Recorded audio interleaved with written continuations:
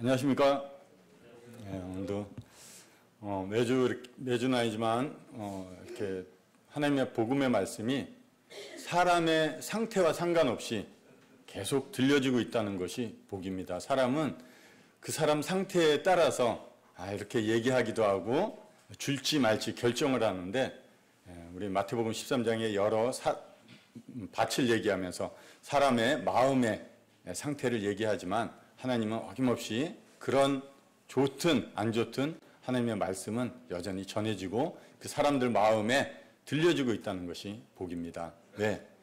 그 말씀이 그러한 좋지 못한 마음도 하나님이 기뻐하는 마음으로, 그리고 이룰 수 없는 내 안의 선한 것들을 하나님의 말씀의 능력이 내 안에서 이루어질 수 있기 때문에 계속 들려주고 있습니다. 그래서 하나님의 말씀을 듣는 것이 복이고, 성경에 분명히 로마서에 나와 있듯이 믿음은 들음에서 온다고 합니다. 들음은 그리스도의 말씀으로 말미암다고 하셨기 때문에 하나님의 말씀, 이 말씀 잘 들으시면 내 마음에 하나님의 향한 그 믿음이 이루어질 수 있다, 이렇게 믿고 있습니다. 오늘 말씀을 준비하면서 계속 이런 당부드리는 말씀, 내가 지옥 가는 것이 싫어서 예수님을 믿습니다. 맞습니다. 지옥 가면 안 되죠. 그러나 그 예수님을 쫓아가는 것, 그리고 그 예수님을 만나는 것이 중요한데, 지옥에 안 가는 것으로만 우리는 만족을 하려고 합니다. 그래서 나를 지옥에 가는 것이 두려워서 나는 천국 가고 싶습니다. 그래서 예수님 통해서 구원받고 싶습니다. 이렇게 많이 얘기합니다. 다시 한번 말씀드리지만, 나를 지옥으로 끌고 가는 죄를 미워하셔야 돼요. 예수님이 이 땅에 와서 십자가에서 죽으신 것은 죄에 대한 심판이었습니다. 죄인들을 사랑하셨기 때문에 죄인 된 우리와 그 죄와 그 연결된 쇠사슬을, 죄의 고리를 끊기 위해서 예수 그리스도께서 이 땅에 오신 거예요. 우리는 그걸 계속 붙잡고 있어요. 아닌 것 같지만 사람들이 하나님을 붙잡지 않고 죄를 붙잡고 있기 때문에, 거기서 벗어나지 않고자 애쓰고 있기 때문에 하나님 계속 말씀을 들려주고, 그런 말씀을 통해서 여러분들이 하나님 앞으로 그 마음과 생각과 뜻을 하나님 앞으로 돌려서 도와주세요 하는 의지를 가질 때 하나님이 그 의지 속에 하나님의 능력이 부어지고 있습니다. 그냥 단순히 듣는 것만으로는 저희가 하나님 앞에 구원받는다 이런 것보다는, 그런 말씀이 들려질 때 내 본 모습이 보이고 내가 무엇을 붙잡고 내가 어디에 속해 있는지 알게 될 때, 참 비참한 인생이구나. 그럴 때 하나님 쳐다보면서 그 앞에 나가서 무릎 꿇고 기도하며 도와달라고 할 때가 있을 거예요. 그때 하나님이 도와주십니다. 그런 마음을 가지시고, 성경을 제가 이렇게 꾸준히 읽습니다. 막 어쩔 때는 한 2시간, 4시간, 8시간도 읽고 있을 때도 있습니다. 참 좋아요. 미쳐 있는 게, 그럴 때는. 근데 영어 성경은, 영어는 잘 못하니까 모르지만 영어 성경에 보니까 가장 짧은 구절이 있습니다. 영어 성경에. 그래서 한번 오늘 그 말씀 드리면서, 예수님이 이런 분이구나. 우리가 예수님 잘 알아가셔야 돼요.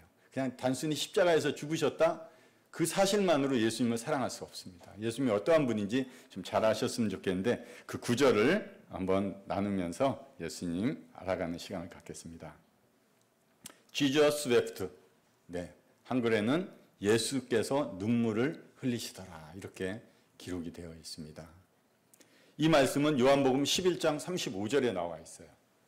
나사로를, 죽은 나사로의 무덤에 가는 중에 예수님께서 이렇게 눈물을 흘리셨습니다. 그런데 예수님께서는 눈물을 흘리실 필요가 없다고 저는 생각을 했어요. 왜냐하면 베다니에 사는 나사로가 죽을 병이 걸렸다고 그러는데 예수님께서 말씀하셨어요. 그 병 죽을 병 아니라고, 하나님의 영광을 위한 거라고. 그래서 죽은 나사로를 다시 살리실 것을 아셨고, 직접 무덤에 가서 그 죽은 나사로, 나흘째 돼서 냄새가 나서 썩어가려고 하는 그 나사로를 예수님께서 살리셨습니다. 그래서 그 죽은 나사로의 그런 모습을 통해서 아버지 하나님께 영광이 되는 일이기 때문에 예수님이 그렇게 슬퍼하시고 눈물을 흘리신 이유가 없다고 저는 생각했습니다. 왜? 결과가 너무 영광스럽고 좋으니까. 그런데 제가 이런 걸 보면서 예수님께서 나사로의 삶의 결과를 아셨어요. 중간은 어려운 시련이 있었지만 그 결과는 하나님께 영광이 되고 즐겁고 기쁜 일이기 때문에. 그런데 예수님께서 그 결과가 좋고 우리 삶의 결과도 결국 하나님의 영광으로 이어질 거기 때문에 그 결과를 다 아신다고 해서 그 과정을 소홀히 하지 않으시는구나. 그 가정, 인생의 가정 가운데 있는 눈물을 결코 가볍게 여기지 않으시는구나.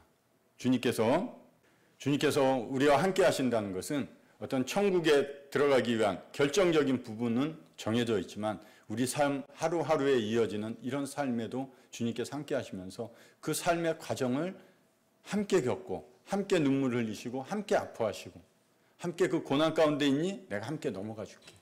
그런 분이 예수님입니다. 그 과정 가운데 계신 결코 우리의 눈물을 가볍게 여기지 않으시는 그 예수님이 우리의 주가 되시는 분입니다. 여러분 삶에 함께 하시고자 하는 거예요. 구원은 단순히 내가 이제 지옥에 안 가고 천국에 간다는 이런 결과를 넘어서 우리 삶, 가정, 순간순간마다 내 삶에 일어나는 모든 일들마다 예수님께서 함께 하시는 거예요. 그것이 우리에게 말씀하시는 구원입니다. 오늘 제목은 죄인을 영접하시는 예수님입니다. 우리가 요한복음 1장 12절에 영접하는 자 곧 그 이름을 믿는 자들에게는 하나님의 자녀가 되는 권세를 주셨다.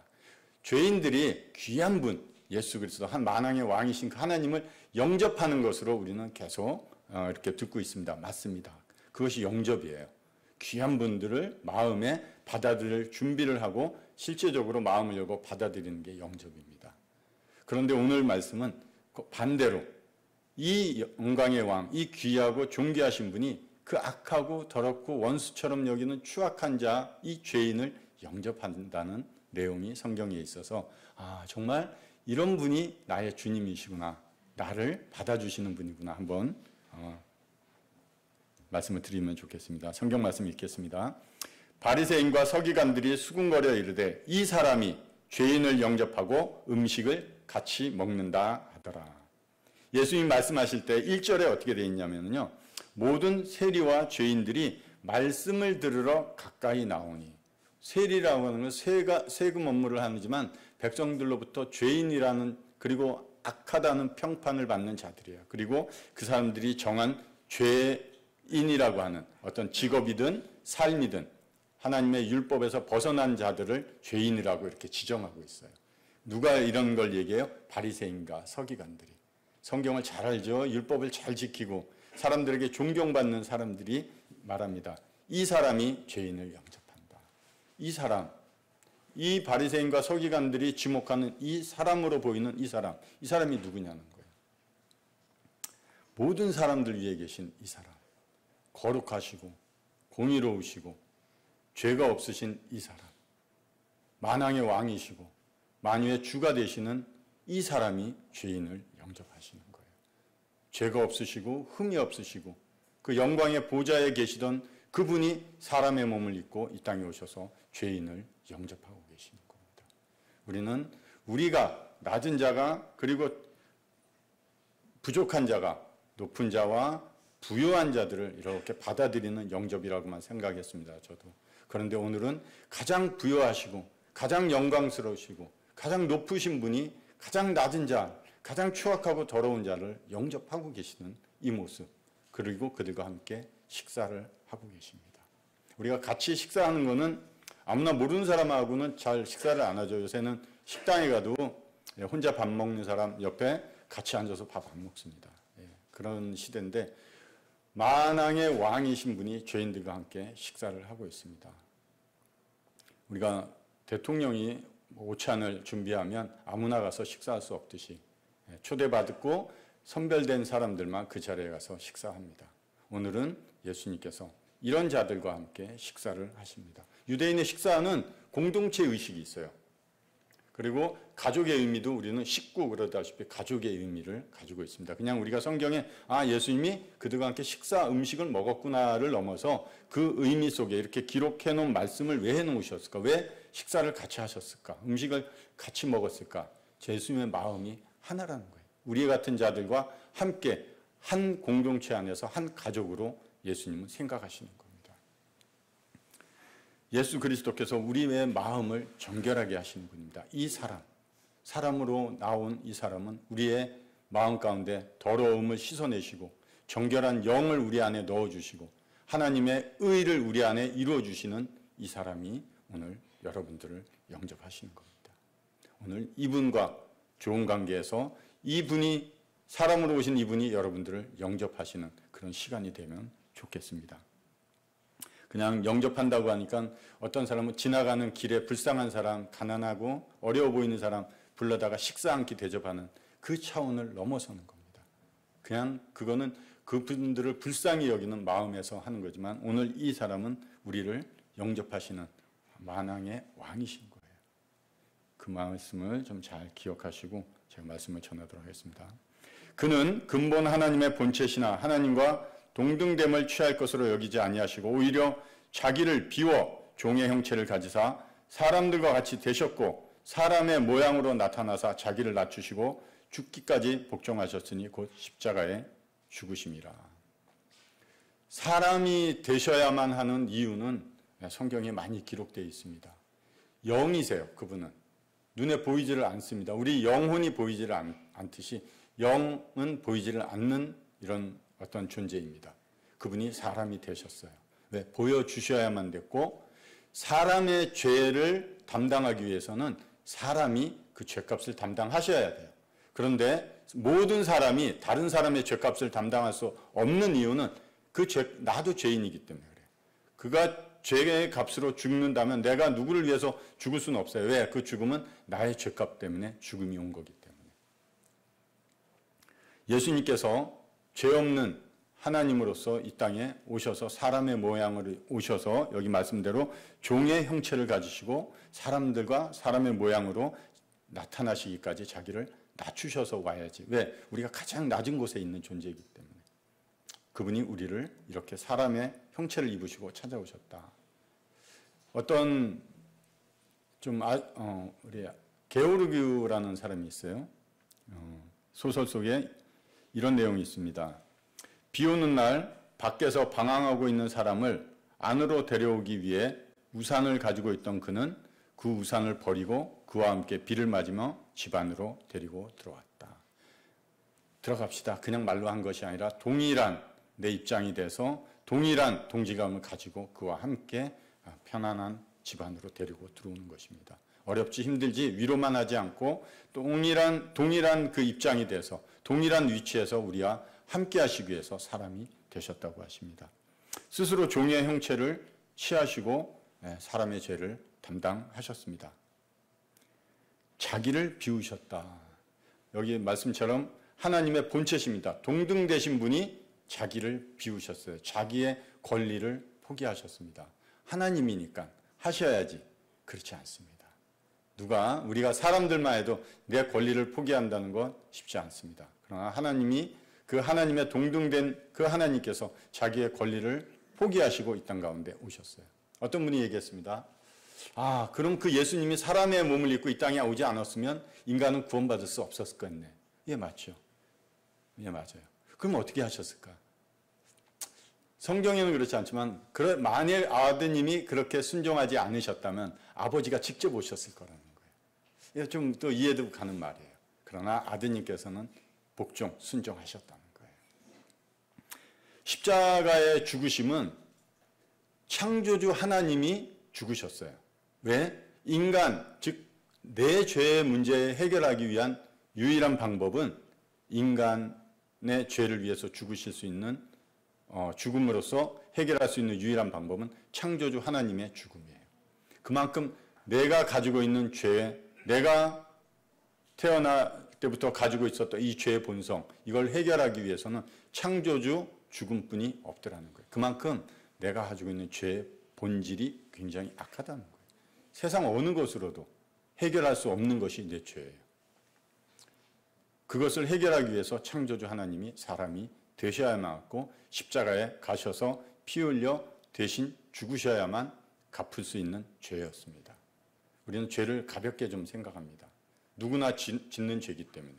누구랑 그 기준을 놓고 보고 있습니까? 같은 죄인들끼리, 같은 사람들끼리 저 정도쯤은. 우리가 로마서 1장 29절부터 읽으면 거기에 많은 것도 있지만 부모를 거역하고 수근수근하는 죄도 하나님이 사형에 해당한다고 정하셨어요. 그런데 우리가 생각할 때는 수근수근하는 죄가 무슨 사형까지 받느냐. 맞죠? 왜? 우리들끼리 기준에서 나타나는 생각이니까. 그러나 우리가 하나님을 모르기 때문에 그래요. 하나님을 알면 그분은 거룩하시고 공의로우신 분이에요.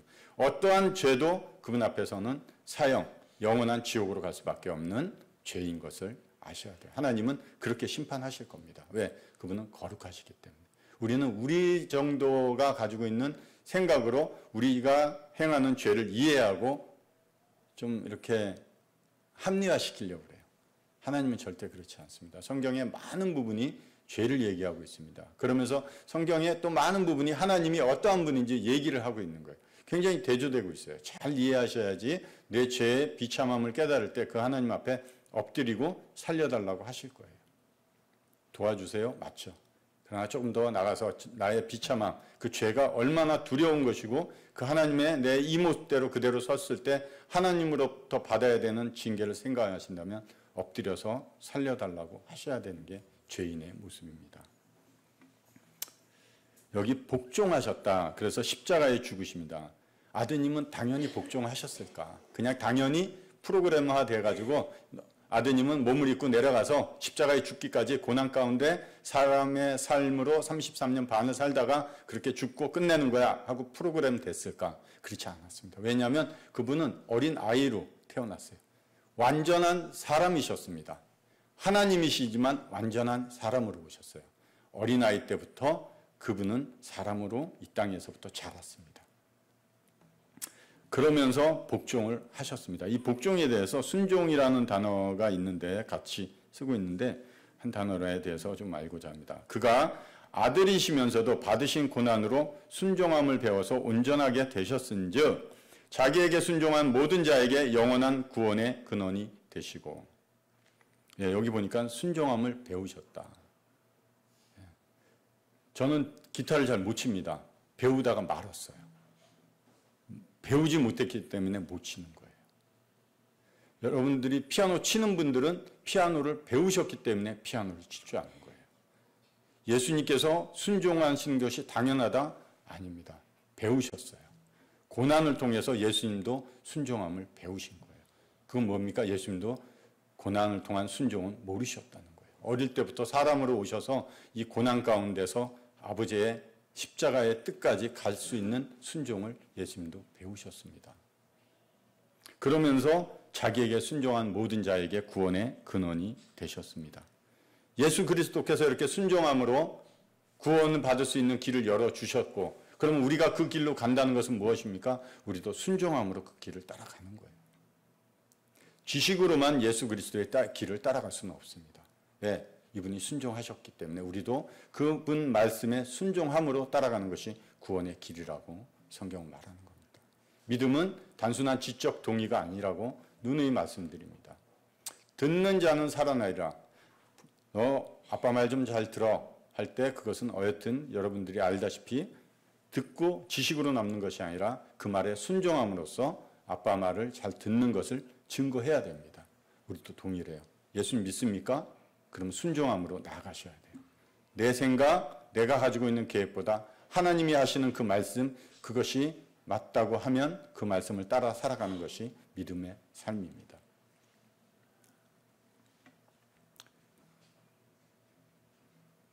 때가 참에 하나님이 그 아들을 보내사 여자에게서 나게 하시고 율법 아래 나게 하신 것은 율법 아래 있는 자들을 속량하시고 우리로 아들의 명분을 얻게 하려 하심이라. 하나님의 법 아래 어느 사람도 하나님의 영광에 이를 수 없다고 기록해 놓으셨습니다. 왜? 하나님이 아시니까.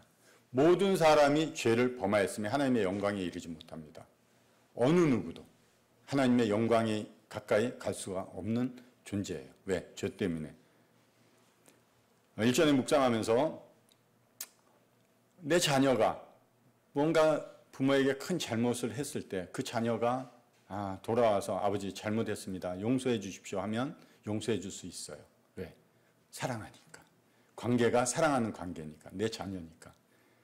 부모와 자식 간에 생긴 죄의 문제는 사랑으로 죄를 용서해 줄 수 있습니다. 그러나 율법 아래에서는, 법 아래에서는 그 죄가 사랑으로 용서는 될 수가 없습니다. 나는 용서해 줄 수가 있어요. 저 아들이 심각한 잘못을 했을 때 부모로서는 용서해 줄 수 있어요. 그러나 세상적인 법에서는 그것을 용서해 줄 수가 없습니다. 그것은 벌이 주어져야지만 그 형벌을 마쳐야지만 그 형이 형벌에 대한 것을 마쳐야지만 죄의 문제가 해결될 수 있는 겁니다. 예수 그리스도께서 사람으로 이 땅에 여자에게 나게 하시고 완전한 사람으로 오셨다고 그랬죠. 율법 아래에 왔습니다. 왜? 율법 아래에 있는 자들을 속량하기 위해서. 그들을 다 품고 예수 그리스도께서 죽으십니다. 죄의 값은 사망이기 때문에 친히 사흘 동안 죽음을 맞이하셨습니다. 예수 그리스도와 함께하는 자들이 죄에서 벗어나는 거예요.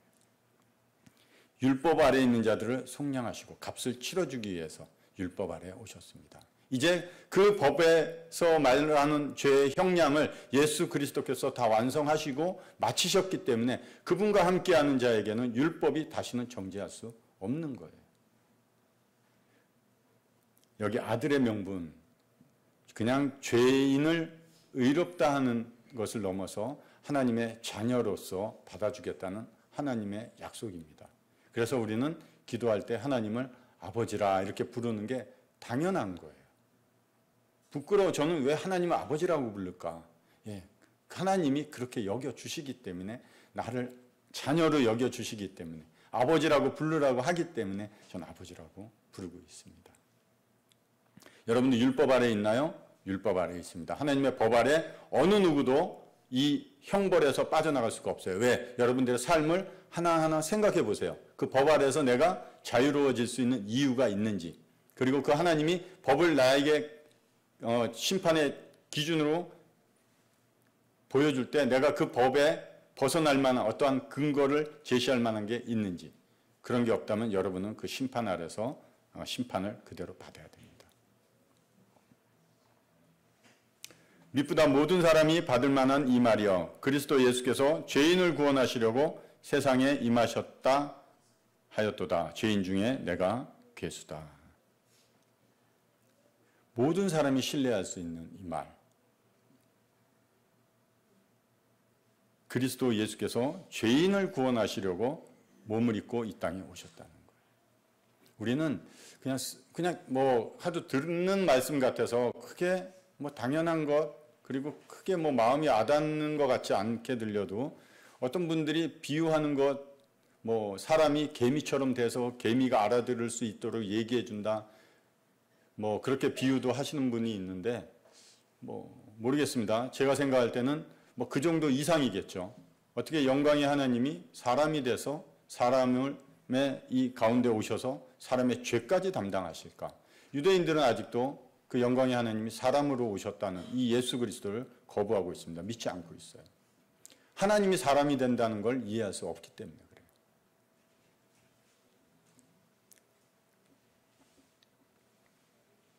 하나님이 누군지 알면 내가 누군지 보여요. 여기 사도 바울은 자신이 누군지를 죄인 중에 괴수라고 고백하는 이 고백, 하나님, 즉 예수 그리스도가 누군지를 알았어요. 그분이 누군지를 알 때 자신의 죄악된 모습을 보게 되니까 모든 사람이 죄인인데 그 중에 자기가 최고의 괴수라고, 죄인 중에 죄인이라고 고백을 하는 겁니다. 성경의 말씀이 거울과 같다고 얘기합니다. 거울을 보면 내 모습이 보여요. 분명히. 그래서 알 수 있는 거예요. 모습에 어떠한 흠이나 점이 묻어 있으면 우리는 그것을 깨끗이 닦으려고 시도를 합니다. 그럼에도 불구하고 그렇게 안 닦는 사람들이 있다고 성경 야고보서에는 얘기를 해요. 어떻게 거울을 보고 나서 너의 모습이 지저분하고 더러운데 어떻게 안 닦고 그냥 지낼 수 있느냐. 우리가 상식적으로, 인간적으로 생각할 때는 그렇지 않아요. 다들 닦습니다. 아침에 저도 거울 몇 번 보고 왔어요. 머리 만지고 거울 보고, 뭐 하고 거울 보고 왔어요. 왜? 그냥 사람들 앞에 사람들 만나야 되고 또 성도님들 만나야 되고 그러기 때문에 당연한 거예요. 그런데 자신들, 이 말씀을 통해서 비춰지는 자신들의 모습을 보고도 죄악됨을 하나님이 여러 번 얘기를 해도 그 죄악됨의 문제를 가지고 하나님 앞에 가서 고백하지 않더라는 거예요. 왜 안 할까요? 어떤 분은 하고 어떤 분은 왜 안 할까? 저는 그런 문제가 여러분들이 하나님 앞에 그래 맞습니다. 저 죄인 맞습니다 하는 인정하는 걸 하는 분도 계세요. 그러나 그 인정뿐이에요. 돌아가서는 누가 주인 노릇하고 여전히 살아요? 또 내 마음대로 사는 거예요. 내 필요한 대로, 내가 원하는 대로, 내가 계획한 거 그것이 우선이 돼서 살아가고 있습니다. 하나님은 교회에 와서 잠깐 듣거나 아니면 내가 필요할 때 그 말씀을 듣거나 내 마음에 위로가 필요할 때 그 말씀을 통해서 위로받기를 원하는 것 정도뿐인 거예요. 분명히 예수 그리스도께서 죽으셨습니다. 사람으로 오셨어요. 왜? 나의 죄를 담당하려고. 그만큼 심각하다고 다시 한번 죄에 대한 심각성을 말씀드리는 겁니다. 죄인 중에 내가 괴수입니다 할 수 있는 이런 고백. 오늘 돌아가서 엎드려서 그런 고백할 수 있겠나요? 도와달라고 하셔야 돼요. 왜? 하나님께서 계속 말씀하는데 나는 아니라고 거부하고 있는 것은 잘못된 거예요. 여러분들이 여러분의 삶을 봐도 그렇게 좋은 삶 아닙니다. 저는 죄를 안 지었어요. 이렇게 고백할 수 있는 사람이 누가 있겠습니까? 내가 의인을 부르러 온 것이 아니요 죄인을 불러 회개시키러 왔다. 예수님이 이 땅에 사람의 몸을 입고 오셔서 부르는 자들은 죄인이에요. 아, 난 괜찮아, 살만해. 이런 사람들 아무리 불러도 대답 안 해요. 왜? 예수님은 죄인아 하고 부르는 거예요.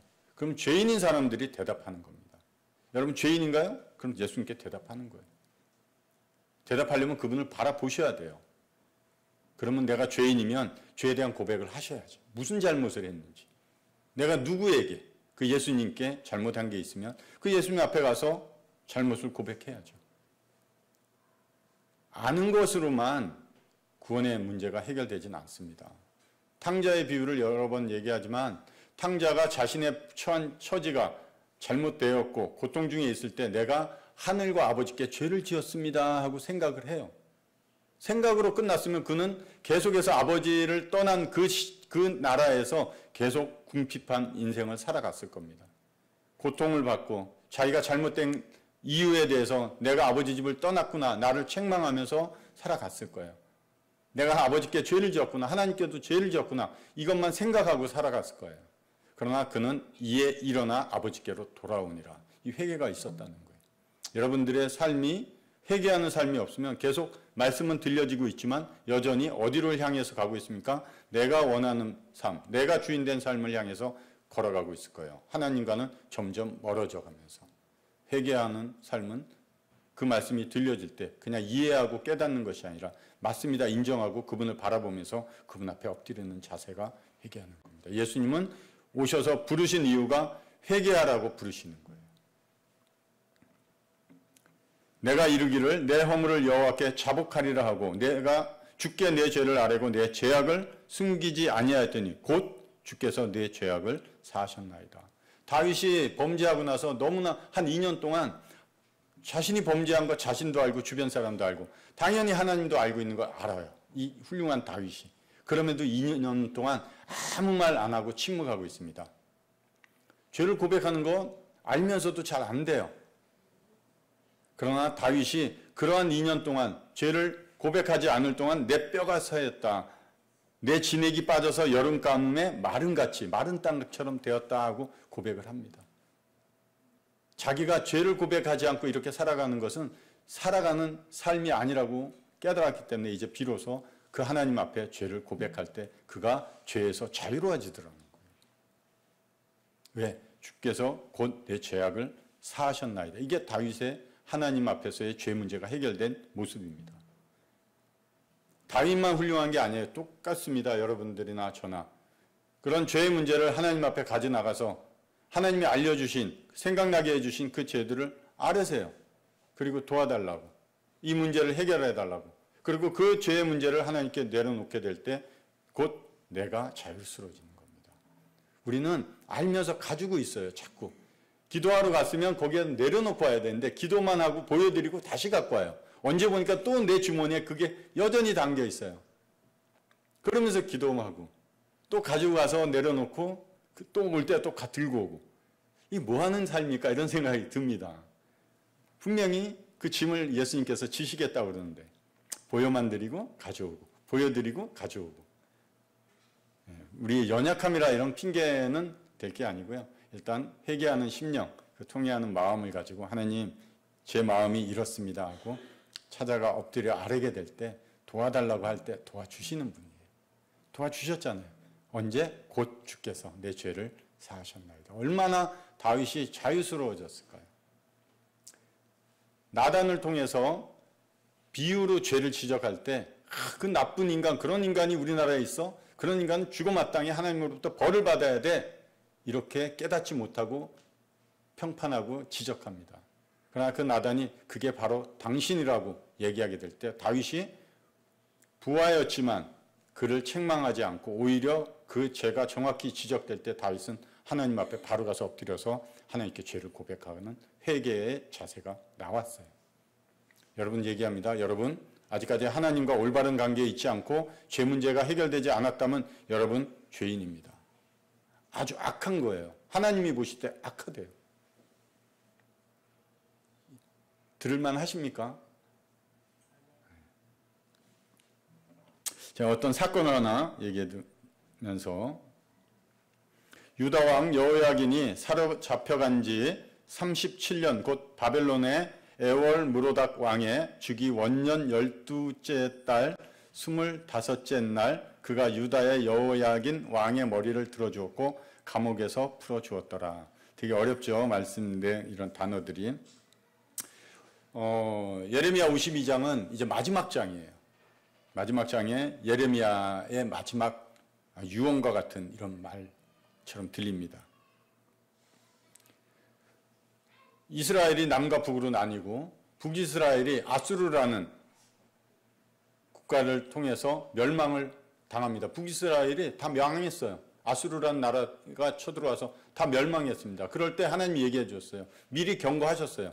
너희가 그렇게 우상을 섬기고 하나님을 떠나서 악한 죄를 짓고 그 죄가 만연한 그런 것을 회개하지 않으면 너희를 심판하겠다고. 그러나 북이스라엘 전혀 미동도 하지 않았습니다. 하나님은 끝내는 그 말씀을 실행하셨어요. 그걸 누가 보고 있어요? 밑에 있는 유다 지파들이 보고 있어요. 야, 저 망했구나 저기. 하나님으로부터 징벌을 받았구나. 그러면 자신들의 문제는 돌아보고 잘못된 점이 있는가 반성도 하고 회개도 해야 되는데 예레미야를 통해서 그렇게 말하는데도 불구하고 유다 민족도 결국 반성하는 이런 회개하는 심령이 없었습니다.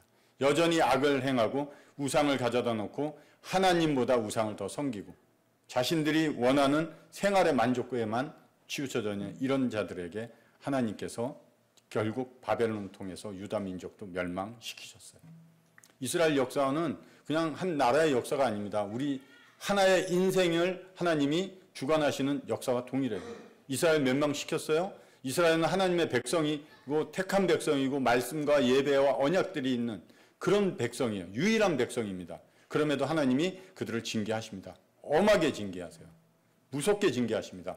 하나님의 모르는 사람 같으면 하나님 무관심할 수도 있어요. 그러나 하나님의 백성에 대해서는 자신의 자녀, 자신의 백성, 자신의 이름이 걸려있기 때문에 굉장히 엄하고 두렵게 징계하십니다. 다 멸망시켰습니다. 성벽이 무너지고 성전이 다 파괴됐어요. 성전은 하나님이 지키셔야죠. 하나님이 스스로 지키셔야 되는 것이 성전이 아니겠습니까? 하나님 그렇지 않습니다. 다 파괴시켰어요. 그리고 그 당시 왕이었던 여호야긴 왕을 데리고 바벨론 이 왕이 국가와 싸워서 패배한 나라의 왕은 죄수가 됩니다. 끌려서 가서 감옥에서 죄수로서 37년 동안 있었어요. 그런데 어느 날 어떤 사건인지 모르겠지만 이 바벨론 왕이 여호야긴을 여기에 말씀처럼 머리를 들어주었다. 감옥에서 풀어주었다. 이렇게 나옵니다. 그에게 친절하게 말하고 그의 자리를 그와 함께 바벨론에 있는 왕들의 자리보다 높이고 그 죄수의 의복을 갈아입혔고 그의 평생 동안 항상 왕의 앞에서 먹게 하였다. 감옥의 문이 37년 동안 닫혀 있어 여호야긴이 갇혀 있었지만 하나님의 은혜의 문은 닫히지 않았다는 거예요. 바벨론 왕이 여호야긴의 죄수의 옷을, 죄수복을 벗겼습니다. 그리고 새 옷을 입혀줬어요. 모든 왕들보다 뛰어난 왕의 신분으로 회복시켜주면서 그 왕답게 옷을 입혀주었습니다. 패배자, 죄수의 옷이 은혜의 옷으로 바뀌었어요. 어느 순간, 한순간. 동일합니다. 저도 죄수의 옷을 입고 있었어요. 그러나 하나님께서 하나님의 때 하나님이 새 옷으로 저를 갈아입혀 주셨어요. 여러분의 눈에는 어떻게 보일지 몰라도 저는 예수 그리스도의 옷을 입고 있습니다. 어디에도 부끄럽지 않고 언제 어디에 입고 나가도 자랑스러운 그 옷이 있습니다. 죄수복 입고 돌아다니지도 못하죠. 바로 신고 들어오고 그러는데 죄수복을 입고 있는 자와 은혜로 새로운 옷을 입고 있는 자의 삶의 신분이 점점 변한 것이냐? 그렇지 않아요. 한순간에 바뀌어졌습니다. 이 눈물의 감옥 속에 여호야긴이 눈물을 흘리며 그 고통 속에 있을 때 하나님은 뭘 준비했습니까? 은혜를 준비하셨어요. 왕의 상에서 함께 먹을 수 있는 은혜의 만찬상을 하나님은 준비해 주셨습니다. 여호야긴이 훌륭해서 그렇지 않았습니다. 하나님의 전적인 은혜인 것입니다. 우리가 조금 전에도 만찬 예식을 드렸습니다. 거기에는 예수 그리스도께서 임재하고 계세요. 그분의 풍성하신 그 만찬상 앞에 모여있는 자들은 죄인들이었습니다. 그러나 그렇게 나갈 수 있는 것은 우리 안에 하나님이 의롭다고 여겨주신 그 의로움이 있기 때문에 우리가 그 만찬상 앞에 가서 예수 그리스도 만왕의 왕이신 그분과 함께 그분이 준비하신 풍성한 식탁에서 함께 식사하며 교제하고 그분을 높여드리는 그런 시간이 만찬 예식입니다. 누가 그 앞에 가서 함부로 식사할 수 있겠습니까? 부르지도 않고 초대하지도 않고 신분이 여전히 죄악된 그리고 악한 그런 죄수복을 입고 있는 자가 누가 그 거룩하시고 완전하신 만왕의 왕 앞에 가서 함부로 식사를 할 수 있겠습니까? 부르신 자들이 가는 거예요. 저는 여러분들이 그런 상에 참여했으면 좋겠습니다. 예수 그리스도께서 이런 죄인들을 위해서 자신의 몸으로 자신이 흘린 피로써 준비된 풍요한 만찬상입니다. 부족한 것이 없는 만찬상이에요. 그 앞에 누가 기쁨과 즐거움으로 나갈 수 있겠습니까? 저는 여러분들이 그런 자들이 되었으면 좋겠어요. 오늘 가서 그렇게 엎드려져서 기도했으면 좋겠습니다. 저는 여기 꽤 오래 계신 분들도 있습니다. 또 안 보이시지만 더 오래 계신 분들도 있습니다. 한번 이 말씀 한번 좀 나누겠습니다. 나면서 못 걷게 된 이를 사람들이 메고 오니 이는 성전에 들어가는 사람들에게 구걸하기 위하여 날마다 미문이라는 성전에 두는 자라. 나면서 못 걷게 된 안진뱅이입니다. 이 불쌍한 인생이 뭘 하고 있습니까? 구걸하고 있는 거예요. 어디에서? 성전 입구에서 구걸하고 있습니다. 그 성전 입구에 미문이라는 곳이 있어요. 아름다운 문인 것 같아요.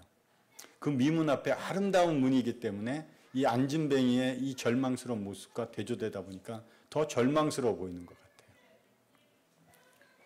그러나 더 안타까운 건 무엇입니까? 이 안진뱅이는 성전 입구 문에 앉아 있지만 한 번도 성전 문 안으로 들어가서 하나님께 예배하지 못했다는 거예요. 성전은 하나님을 예배하는 곳입니다. 하나님의 임재가 있고 하나님과 함께하는 곳입니다. 그 안에 한 번도 들어가지 못했어요. 수많은 예배자들이 그곳을 들락날락거릴 때 그는 그냥 그 입구에 앉아서 그 예배하는 자들에게 뭘 해요? 구걸하고 있습니다. 먹고 사는 거 중요하죠. 나쁘다는 게 아니에요.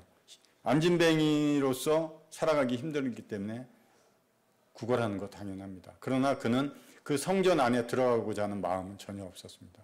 오로지 동전 몇 푼 구걸하는 그 인생으로 살아가려고 했던 것입니다.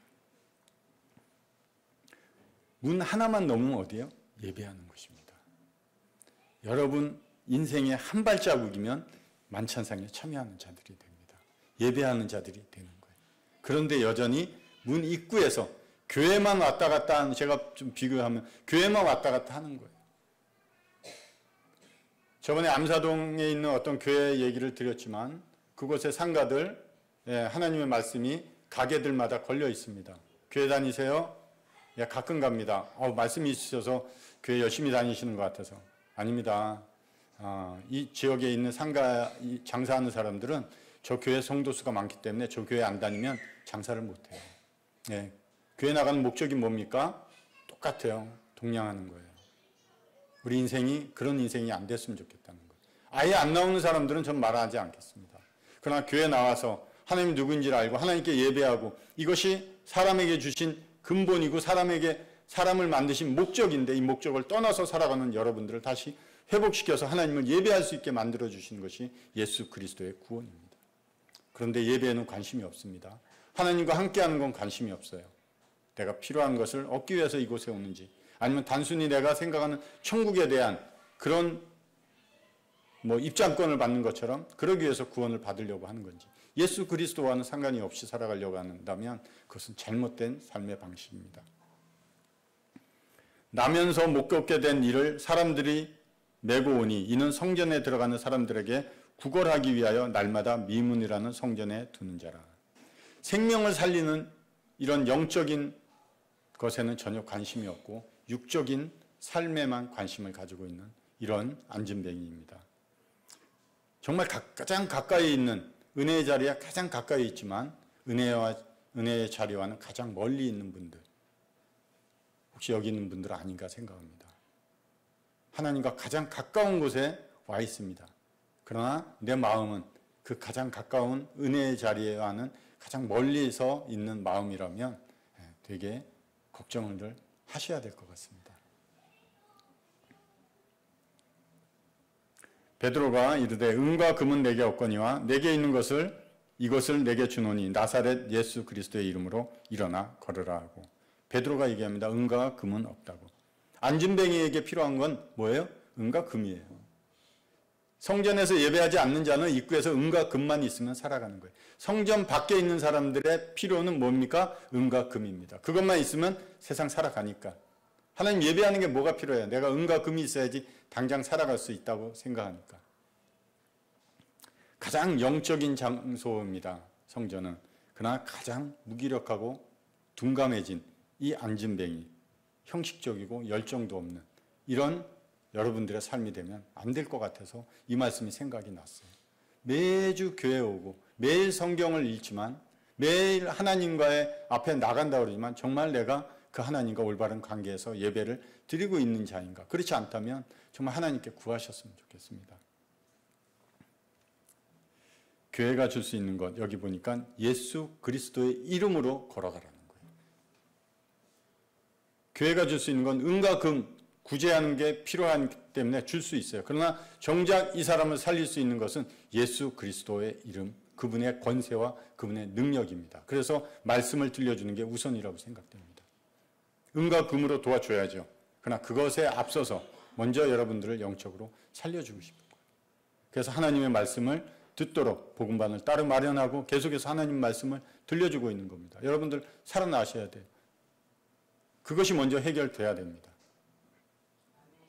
이분의 모습을 한번 보겠습니다. 은과 금은 없지만 예수 그리스도의 이름으로 걸어가라 할 때 그분의 이름의 능력이 그 사람에게 이루어졌을 때 어떤 현상이 일어났는가? 오른손을 잡아 일으키니 발과 발목이 곧 힘을 얻고 뛰어 서서 걸으며 그들과 함께 성전에 들어가서 걷기도 하고 뛰기도 하며 하나님을 찬송하니. 이것이 이 안진뱅이에게 일어난 사건입니다. 어떻습니까? 얼마나 즐겁습니까? 구걸하고 이제 이럴 필요가 없이 뛰어다니고 힘을 얻어서 걷고. 그러나 이 사람이 첫 번째 한 것은 그들과 함께 성전에 들어갔다는 거예요. 그리고 하나님을 찬송했다는 겁니다. 이게 이 사람의 복이에요. 구걸 안 하게 된 게 복이 아니고 안진뱅이가 평생 일어서는 게 어떤 건지 모르고 살았던 그가 일어난 게 복이 아니고 것을 모르던 그가 하나님을 알게 됐고 하나님 앞에 나가지 못하던 그가 성전에 들어가서 뛰며 하나님을 찬송하는 이것이 이 사람의 복인 것입니다. 성경에 왜 이런 이야기들을 우리에게 들려주고 계실까? 그냥 한 사람이 안진뱅이가 일어나 걸었다. 그런 얘기가 아닌 것 같습니다. 그래서 들려드리는 거예요. 여러분들의 영혼이 정말 하나님이 계신 그 임재하신 그곳에 가서 하나님을 예배하는 자가 되었으면 좋겠습니다. 내 영광을 위해서 창조한 자를 오게 하라는 거예요. 내가 그를 지었고 내가 그를 만들었다고. 내 영광을 위해서 창조한 거예요. 그러나 여러분들은 지금까지 아직까지 하나님과 올바른 관계에 있지 못하다면 내 영광, 하나님의 영광이 아니라 내 영광을 위해서 살고 있는 거예요. 내 만족을 위해서 살고 있고 내가 만들어 놓은 우상을 섬기면서 살고 있는 거예요. 하나님의 성전 아무리 가까이 있어도 뭐합니까? 교회 매주 와서 뭐합니까? 주인은 나고 여전히 내 삶의 방향은 여전히 나고 내가 만들어 놓은 우상을 위해서 내가 만들어 놓은 거기서 즐거움을 얻고자 살아가고 있는 그런 안진뱅이와 같은 모습입니다. 그래도 들으셔야 되니까 매주 초대하는 겁니다. 초대하고 하나님 말씀을 들릴 때 안진뱅이와 같은 저를 하나님 일어나서 뛰는 것도 좋고 구걸해서 동냥해서 먹고 사는 것도 중요하지만 정말 하나님을 예배하고 하나님과 하나 돼서 그 세상 어디에서도 누릴 수 없었던 그 기쁨, 즐거움을 제 삶에 경험하게 해달라고.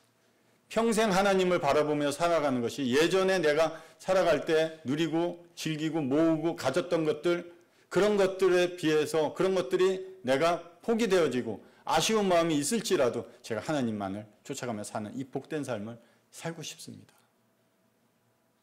어느 아이 아침에 상담하면서 왜 예수님을 믿고 싶니? 왜 구원받고 싶니? 예수님을 믿으면 행복해질 것 같대요. 그래서 예수님을 믿고 싶대요. 다른 사람들과 다툴 수 있을지라도 또 부모님 말씀 안 듣고 친구를 미워할 수 있는 이런 일들이 있는데 그것을 벗어나서 내가 예수님 만나면 그냥 모든 일에서 행복해질 수 있을 것 같아요. 너무나 놀랐어요. 야, 이게 행복이구나. 우리는 어디서 행복을 찾고 은과 금에서 만족과 기쁨, 행복을 찾으십니까? 그것이 나의 안전을 지켜주고 내 삶을 이끌어갈 도구라고 생각하십니까? 필요한 부분이지만 그렇지 않아요. 우리가 방향을 설정하십시오. 내 인생의 방향, 먼저 방향을 바꾸셔야 돼요. 정말 지금까지 내가 내 만족, 내 기쁨, 내가 주인된 삶을 살아가고 있다면 하나님을 아는 것을 떠나서 계속 그런 삶을 가고 있다면 방향을 바꾸시는 게 첫 번째입니다. 그리고 그 앞에 가서 도움을 요청하세요. 도움을 요청할 때 분명 내 죄의 문제를 그분께 아뢰세요. 왜? 그분에게 죄를 짓고 있으니까. 그분에게죠. 그리고 그분과 함께 길을 가는 거예요. 그게 행복입니다. 성경에서 말하는. 여러분들의 삶 분명히 여기 오늘 은과 금 이들이 줄 수 있었으면 주었겠지만 그것이 이 안진뱅이의 삶을 변화시킬 수 없었어요. 그것이 일순간적인 도움을 줄 수 있지만 이 하나님과 올바른 관계를 회복할 수 없었습니다. 그래서 예수 그리스도의 이름으로 오늘 말씀드리는 거예요. 여러분 돌아가셔서 그분을 찾으시고 그분 앞에 엎드려서 하나님 도와주세요. 그러면 도와주신다고 약속하셨습니다. 그래서 뛰어서 다음 주 오시면서 하나님 예배하는 자들로 만났으면 좋겠습니다. 기도하겠습니다. 하나님 아버지, 정말 무지한 게 그것도 죄인인 것을 깨닫게 됩니다. 말씀을 들을 때마다 하나님이 어떠한 분인지 알게 되고 제 자신의 모습이 어떠한 모습인지 보게 되면서도 하나님 앞에 나가지 않고 엎드리지 못하는 이런 자를 불쌍히 여겨주십시오. 계속해서 그 긍휼하신 가운데 말씀을 주고 계시니 감사를 드립니다. 저희 같은 이런 죄인과 괴수와 같은 자들에게 변함없이 믿음을 주시고 가까이 불러주셔서 하나님을 찬양하는 자로 부르시니 감사드렸고 여기 계신 모든 분들 삶 가운데 이와 같으신 하나님의 복이 있기를 간절히 원합니다. 예수님의 이름으로 기도드립니다. 아멘.